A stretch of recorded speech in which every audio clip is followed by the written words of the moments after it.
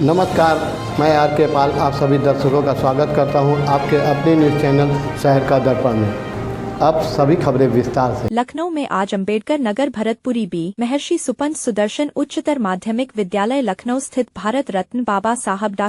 भीमराव अंबेडकर जी की प्रतिमा पर विशाल भारती अध्यक्ष दलित उत्थान समिति द्वारा किया गया। आज 6 दिसंबर को लखनऊ के अंबेडकर नगर भारतपुरी भी में बाबा साहब डॉ. भीमराव अंबेडकर की पुण्यतिथि पर एक श्रद्धांजलि सभा का आयोजन किया गया। इस अवसर पर बड़ी संख्या में क्षेत्र के लोग उपस्थित रहे और बाबा साहब को श्रद्धांजलि अर्पित की। सभा के दौरान बाबा साहब के आदेशों और उनके योगदान को याद किया गया। बाबा साहब डॉ. भीमराव अंबेडकर जी की पुण्यतिथि का कार्यक्रम दलित उत्थान समिति के अध्यक्ष विशाल भारती द्वारा किया गया था, जिसमें बड़ी संख्या में लोग उपस्थित रहे। दलित उत्थान समिति के अध्यक्ष विशाल भारती ने इस अवसर पर कहा, बाबा साहब समाज सुधारक के कार्यों और भारतीय संविधान निर्माण में उनकी अहम भूमिका पर चर्चा की। कार्यक्रम का देश समाज में समानता और न्याय के उनके संदेश को फैलाना था। इस अवसर पर धानुक समाज के लोगों ने हिस्सा लिया और बाबा साहब डॉ. भीमराव अंबेडकर की मूर्ति को माला पहनाकर सभी ने श्रद्धांजलि अर्पित की। दलित उत्थान समिति के अध्यक्ष विशाल भारती ने बाबा साहब भीमराव अंबेडकर की मूर्ति को माला पहनाया और उनको श्रद्धांजलि अर्पित की। आइए देखते हैं हमारे संवाददाता आर के पाल की एक रिपोर्ट।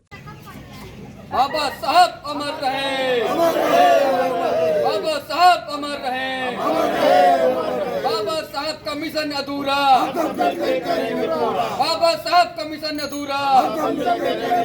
जय जय जय जय जय भीम। अरे उनका लंगर तो आवाया जी। हाँ क्योंकि सुनील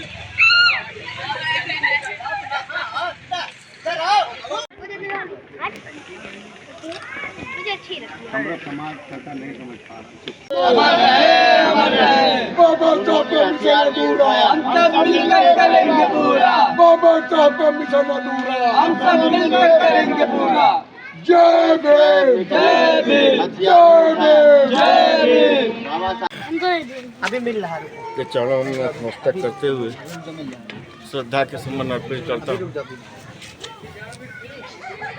पूरे विश्व को ज्योति दिखाने वाले बोधिसत्व बाबा और बोधिसत्व भगवान बुद्ध को नमन करते हुए प्रिय साथियों, अबे इधर आओ आज जिस बस्ती में हम लोग निवास कर रहे हैं, अजय हमारे पुरखों ने इस बस्ती का नाम रखा था अंबेडकर नगर। क्या सोच के रखा था, ये बस्ती एक सुंदर बस्ती बनेगी, सब अंबेडकर के अनुयायी होंगे। आज हमको चंद मिलते हैं अंबेडकर साहब के अनुयायी, दुख होता है।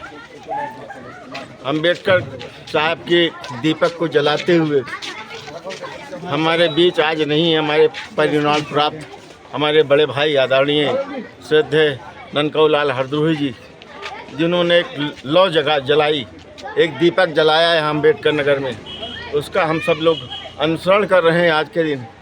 अब आज हमारे परम पूज्य परम मसीहा, भारतीय संविधान के शिल्पकार, आधुनिक भारत के निर्माता डॉक्टर भीमराव अंबेडकर का परिनिर्वाण दिवस है 6 दिसंबर।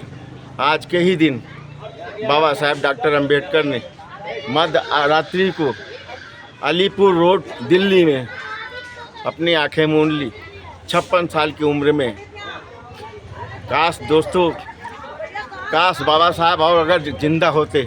सब लोग इधर आओ, पीछे आओ, पीछे आओ। चंद समय में जो कुछ हमको दिया, यह संपूर्ण दलित समाज को दे के गए। हम सभी दलित समाज, इस भारतवर्ष का संपूर्ण दलित समाज, बैकवर्ड समाज बाबा साहब का ऋणी रहे और सदैव ऋणी रहेंगे। बाबा साहब हमारे लिए संविधान में बहुत कुछ दे के गए।